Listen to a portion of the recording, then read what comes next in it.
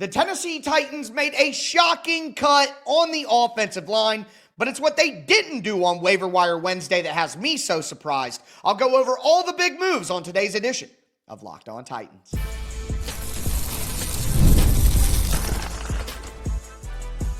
You are Locked On Titans, your daily Tennessee Titans podcast, part of the Locked On Podcast Network, your team every day.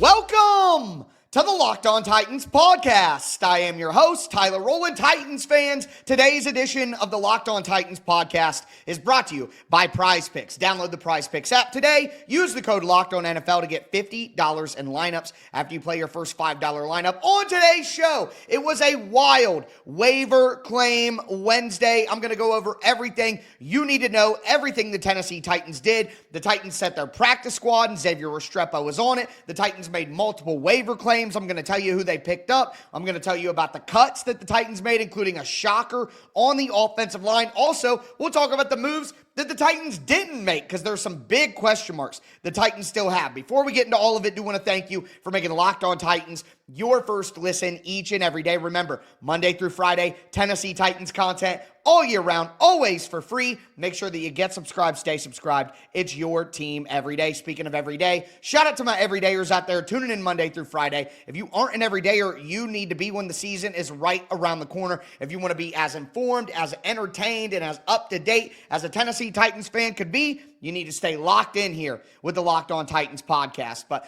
with that being said, the biggest shock of the day, in my opinion, were the cuts on the offensive line, and specifically Corey Levin. Corey Levin was cut by the Tennessee Titans. Levin had been the Titans' starting center throughout all of the offseason while Lloyd Cushenberry was recovering from an Achilles tear. Now, quite honestly, while this may be a surprise and it may be a shock to Titans fans, it's actually good news, and let me explain why. Corey Levin getting cut means that the Titans feel very confident that Lloyd Cushenberry is going to be ready to go for week one against the Denver Broncos. So having Lloyd Cushenberry ready to go and the Titans feeling confident in that, that's a very, very good sign and a very good takeaway from Corey Levin being cut. Not only that, but it shows that the Titans might have some confidence in rookie Jackson Slater to be a backup center. When Slater was drafted in the 6th round out of Sacramento State, or might have been the 5th round at the very end. Either way, when Jackson Slater was drafted on day 3 of the draft, he was a guy who was billed as versatile on the interior offensive line. He could play guard, but he could probably slide in and play some center. Now, the Titans didn't use Jackson Slater at center pretty much at all during this training camp, preseason period, and things like that, but maybe they do feel some confidence that the rookie could take that spot if needed. Maybe a guy like Blake Hance could take that spot. So that could be a good takeaway as well, that maybe they have more confidence in Jackson Slater to be the backup center if needed. But let me also say this. Corey Levin is on the Tennessee Titans practice squad. So if the Titans needed him, if, Cushenberry weren't ready in week one, Corey Levin would just be elevated off the practice squad for the first couple of weeks to allow Cushenberry to get back. So I think it means good things, but they still have Corey Levin around just in case. So I love that addition to the practice squad. Also, on the offensive line, John Ojukwu got cut by the Tennessee Titans. Ojukwu is a guy who's been with the team for a while. He can kind of be that jumbo tight end, but they decided to keep the undrafted free agent rookie Brendan Crenshaw-Dixon out of Florida. They decided to keep him on the roster over a guy who's been with the team for a couple of years in Ojukwu, but Ojukwu, I would imagine, goes back to the practice squad as well as somebody who the Tennessee Titans would feel comfortable to elevate if they needed him. So I thought the most interesting stuff of the day certainly happened on the offensive line, but also Xavier Restrepo is back on the practice squad. I know that's something that Tennessee Titans fans were very much concerned about. I wanted to see Xavier Restrepo back on the practice squad, and that's exactly what you get. But Restrepo isn't the only wide receiver back on the practice squad. The Titans actually kept Mason Kinsey and James Prochet on the practice squad. That's 3 wide receivers right there, a little heavy, but I think this is smart. And we talked about this possibility on yesterday's show. The Titans cut James Prochet, and it was a bit of a shocker because Bones Fossil said that Chim Dike wasn't ready to be the punt returner for the Titans. Well, like we just talked about with Corey Levin, what the Titans can do here with James Prochet is, because he didn't have to go through waivers, they didn't have to worry about James Prochet getting claimed by somebody. So James Prochet can just immediately come back to the Titans, and the Titans are telling him, hey, you're our starting punt returner. We're going to put you on the practice squad for right now so we can keep some other developmental guys on the roster that could get waived. But we're still going to elevate you off the practice squad when the games come around so that you'll be our punt returner. So James Prochet back on practice squad. No surprise there. We talked about that yesterday. But Mason Kinsey, once again, you just can't kill Mason Kinsey. Period. He's still around. Now, some other guys who made the Tennessee Titans practice squad, and we'll hit the waiver claims here in just a second. But Cam Horsley, the Titans' undrafted free agent defensive lineman. Trevor Siemian is back at quarterback to be the scout team guy. Jamar Jefferson and Jordan Mims, both the Titans, back end of the roster, running backs added, which goes along with some moves the Titans didn't make on Wednesday that are a little disappointing. We'll talk about those at the end of the show. Quarterback, running back, wide receiver, and so on. Corey Levin, of course, like we said, on the practice squad. Clay Webb. Clay Webb is a guy who was a high recruit that went to Georgia for a couple of years in college and then transferred to Sacramento or Jacksonville State for a couple of years. He's an interior offensive lineman with great athleticism and great talent level. Not surprised that he left the Denver Broncos after getting waived and came to sign with the Tennessee Titans practice squad so he can be developed by Bill Callahan. Clay Webb is one of the 6 guys that were added to the Titans roster on Wednesday. Now, it's practice squad for Webb, but part of the 6 guys that were added. Kendall Brooks at safety, who had the pick 6 against Atlanta. He made the practice squad. Of course, James Prochet, as I said. Isaiah Reikie's another interior defensive line undrafted free agent for the Titans that was there during camp. Ali Gay, who I thought actually would make the roster at outside linebacker. Thomas Odukoye, who we know at tight end, will keep the Titans will keep around. Andrew Rupsich.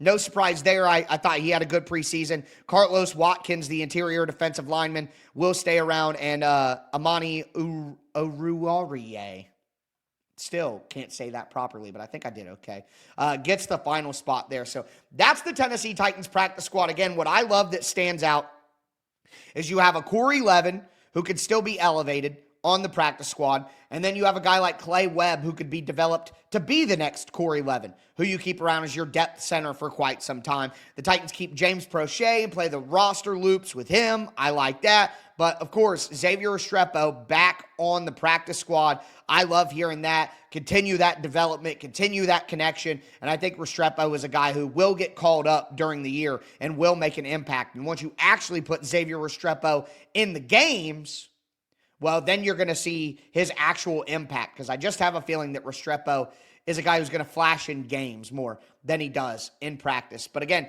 the Titans added 6 players on Wednesday, 4 waiver claims, 2 signings, and they cut 5 players as well. We'll go over all of the moves individually right now.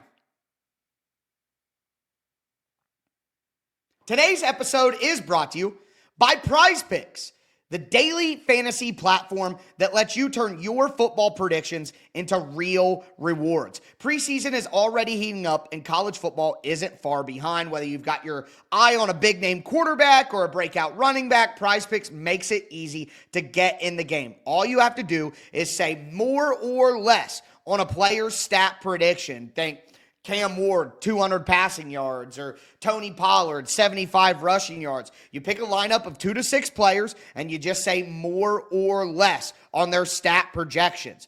Download the PrizePicks app today. Use the code LOCKEDONNFL to get $50 in lineups after you play your first $5 lineup. That's code LOCKEDONNFL to get $50 in lineups after you play your first $5 lineup. PrizePicks, run your game.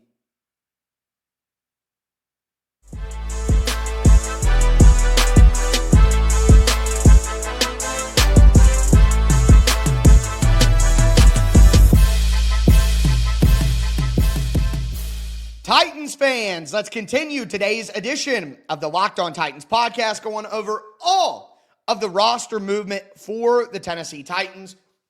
We talked about some cuts that the Titans made on the offensive line. We talked about the practice squad being set, but now I want to dive into the actual waiver claims that the Tennessee Titans made. They made 4 waiver claims on the day. They added 6 players overall, and I got to tell you, I like some of these claims that the Titans made, and you can see where their philosophy is at. But before we dive into it, I do want to thank you again for making Locked On Titans your first listen. I want to remind you, Locked On is doing a survey, trying to hear from you guys. LockedOnPodcast.com/survey. It's where you get started. Everyone who completes the survey is going to be entered for a chance to win one of 10 $100 Amazon gift cards. Again, that's LockedOnPodcast.com/survey. You can find the link in the show notes. Thanks for helping us out. But 4 waiver claims for the Titans, and they all come on the defensive side of the ball. So we got to start at cornerback. The Titans really wanted to attack cornerback. We heard early in the day from some national reporting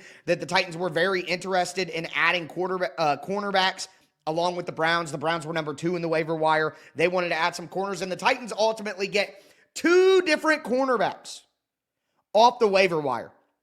Number 1, Jalen Armour Davis. We talked about JAD on yesterday's show. I gave you an idea that the Titans could be interested in him. He's a big physical cornerback who was cut by the Baltimore Ravens, 6'1", 200 pounds. He's 26 years old, out of Alabama. He was a 4th-round pick in 2022, I think, for the Baltimore Ravens. But he's a guy who's played 19 games in his career. He played 94 snaps on defense in 2024, so not a ton of experience. He's dealt with some injuries, but he has played 302 career snaps on special teams. And last year for the Ravens, he played 135 special team snaps. The year before that, he played 110 special team snaps. So this is a guy who gives you a big physical outside corner, which is where the Titans need the most help personnel-wise, but also has special teams experience, which being a back end of the roster guy is absolutely critical for the Tennessee Titans. Now, that's not the only cornerback that they signed as well. Samuel Womack, who's 5'10", 190 pounds, also 26, out of Toledo. He was a 5th-round draft pick in 2022 for the San Francisco 49ers. He played for the Indianapolis Colts last year, but way more experience and way more durability than a guy like Jalen Armour Davis. Davis, to me, is like a project guy. Denard Wilson coached him in Baltimore for 1 year when he was a younger player, when Denard was there in 2023, so there may be a connection there. They could continue to develop him. But I think Samuel Womack is who's actually going to be ready to play and help the Titans right away. Again, 5'10", 190, it sounds like a slot cornerback, but Womack actually played more outside for the Colts last year. Now, the Colts changed their defensive scheme, and he didn't fit as well with Lou Anarumo as he did previously. So, didn't fit in Indy, but played 40 games in his career, 62 tackles. He's had 3 interceptions, and most of that came last year. He played 672 snaps on defense for the Indianapolis Colts. He had an interception against the Tennessee Titans. He had 2 interceptions last year. One of them was against the Titans, so there you go.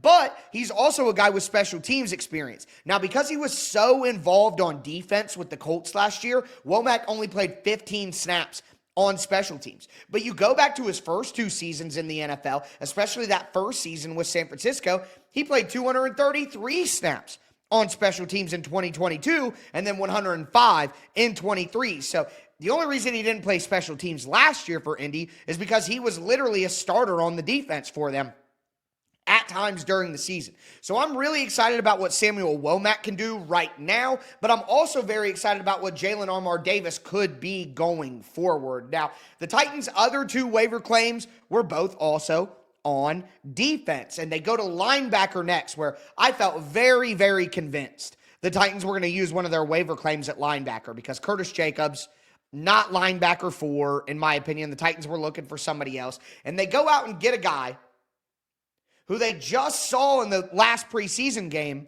in Dorian Musai. I think that's how you say it. Not 100% sure. Could be like Mausai or something like that. But Musai, M-A-U-S-I, best I can do, Musai.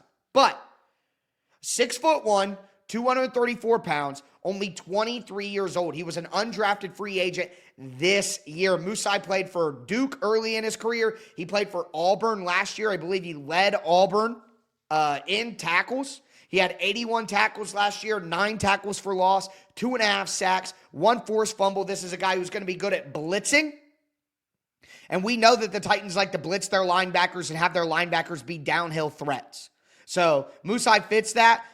Maybe they were impressed with what he did on special teams in that preseason game and wanted to bring him in and give him a look. Again, a cut by the Minnesota Vikings. Now, the final waiver claim of the day was another interior defensive lineman, but not quite the same as Shai Tuttle, who we'll talk about here in just a second. Tuttle is a nose tackle. Tuttle is a traditional nose tackle, going to be a Tavondre Sweat backup, taking the place of Timmy Horn.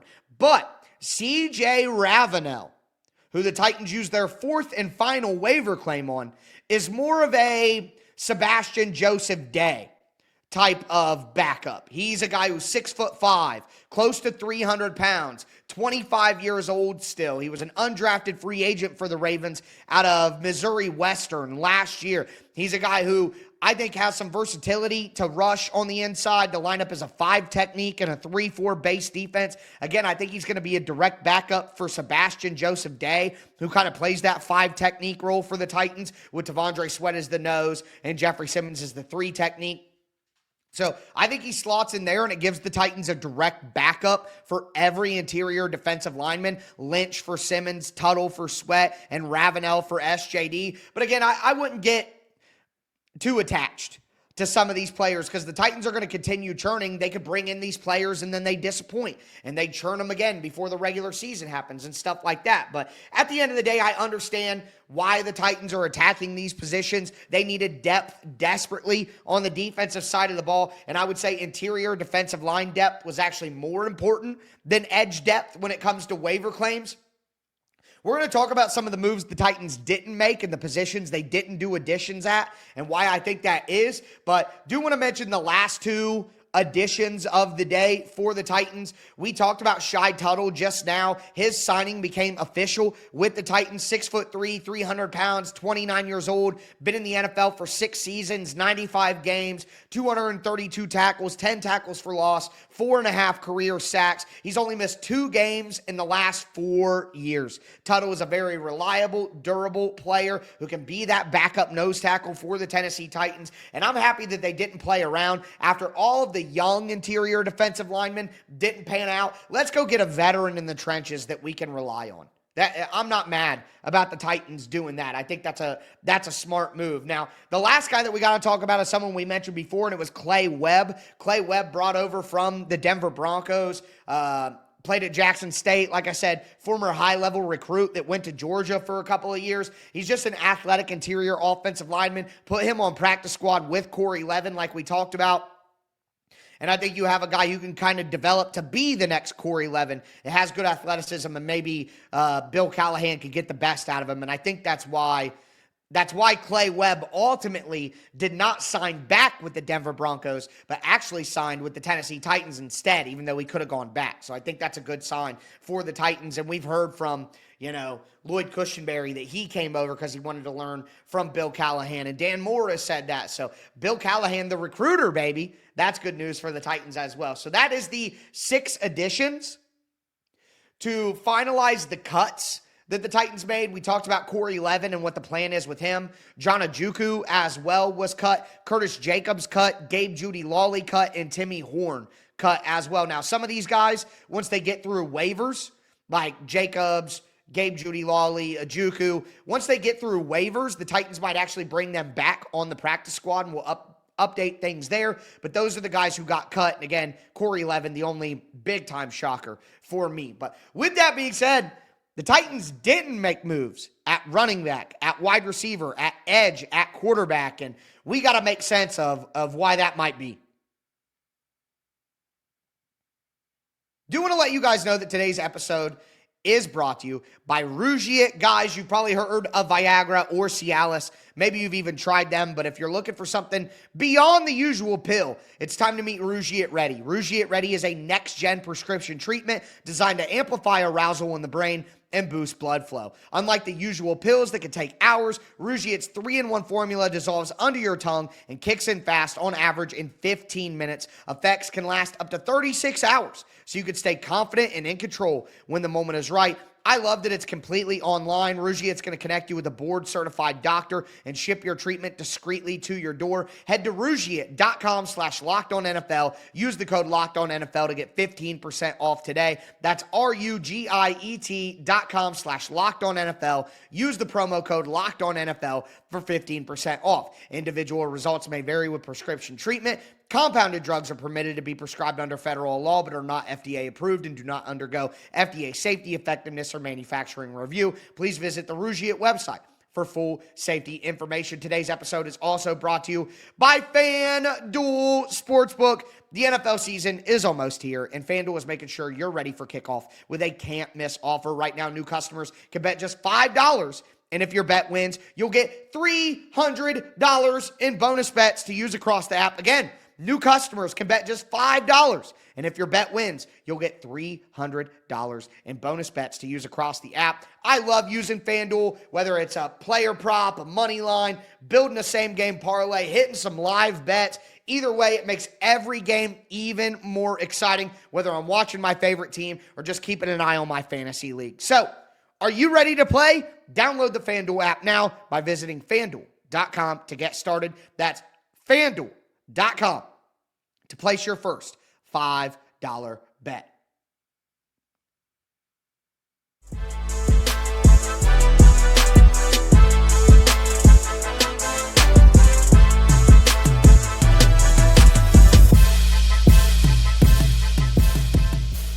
Titans fans, let's cap off today's edition of the Locked On Titans podcast. We talked about the Titans cuts that they've made, the waiver wire additions, the practice squad being set initially. Now, we're going to talk about the moves the Titans didn't make, because there were a lot of positions that a lot of you guys were very excited to see the Titans add someone, me included, and then we ultimately didn't. Now, before I dive into that, I do want to thank you again for making Locked On Titans your first listen each and every day. For your second listen, check out Locked On Fantasy Football. It's Vinny Iyer and Michelle Majuk, the Data Queen, getting you guys ready for your fantasy drafts at all times so you can win your leagues and take home the trophy and all of that jazz. You know what I mean? Check out Locked On Fantasy Football on YouTube or wherever you listen to podcasts. But the number one thing that stands out is the Tennessee Titans did not add a running back. We talked about Audric Estime. We talked about Damian Martinez. I talked about potentially adding a veteran like a Khalil Herbert as well. Ultimately, none of that happened. The Titans didn't make any moves at running back whatsoever. Now, they brought back Jamar Jefferson, and they brought back Jordan Mims on the practice squad, but what's that doing? That's not going to help with Tajay Spears being out and Khalil Mullings being banged up. Now, maybe this means that Mullings is not banged up at all. Maybe this means that the Titans aren't worried about Khalil Mullings and they think that he can be their number 2 running back until Tajay Spears is back in week 5. Maybe that's the case. But I have a hard time believing that, if I'm honest with you. I just have a hard time believing that, and I'm shocked that the Titans are willing to go into the season with just Pollard, Mullings, and Chestnut. You guys know that I'm not super high on Chestnut. Mullings struggled in pass protection in the preseason, and he's still a rookie who was converted from linebacker to running back in college. I just can't count on Khalil Mullings and Tony Pollard, or Tony Pollard and Julius Chestnut. That's not a good rotation. And with how easy it is to find decent running backs these days, honestly, it's just a disappointment. Now, the Titans could absolutely still add a veteran running back. The Titans could absolutely still claim somebody who gets cut maybe later in the week or next week. They could still make a move like that. I think getting Khalil Herbert would still make a ton of sense for the Titans, but they didn't do anything yet. So that's one place where I was just kind of shocked that the Titans didn't make any moves whatsoever. I get if you don't want to use a claim on one of these running backs, but not using any moves at all on running back, I am somewhat shocked by that. Now, the other one that I want to mention here is wide receiver. We thought that Trey Palmer would make some sense for the Titans. Maybe signing a veteran like McCole Hardman would make some sense as well. McCole Hardman went back to the Packers practice squad, and the Titans didn't pick up Trey Palmer. Someone else did. I forget who picked up Trey Palmer. I think it might have been the Saints. But I think the reason for that is what we talked about before with James Prochet. I think we were all like, oh, the Titans need a punt returner. The Titans need a punt returner. They should pick up a wide receiver who has punt return ability and kick return ability, and Trey Palmer has that. McCole Hardman has that. Well, yes, you're right, but if James Prochet is just going to be back on the practice squad and be elevated on game day to be their punt returner, then the need for that isn't as high. You know what I mean? So it makes sense the Titans didn't ultimately add a wide receiver because they brought back James Prochet to do everything that we were looking for somebody to do. Quarterback, we'll just finish off on offense, guys. I've been trying to tell you. I've said it as many times. I said it on the squad show, and Brad Hopkins told me to shush because it's so illogical. You know what I mean? Like, everybody argues with me, but the Titans didn't get a quarterback.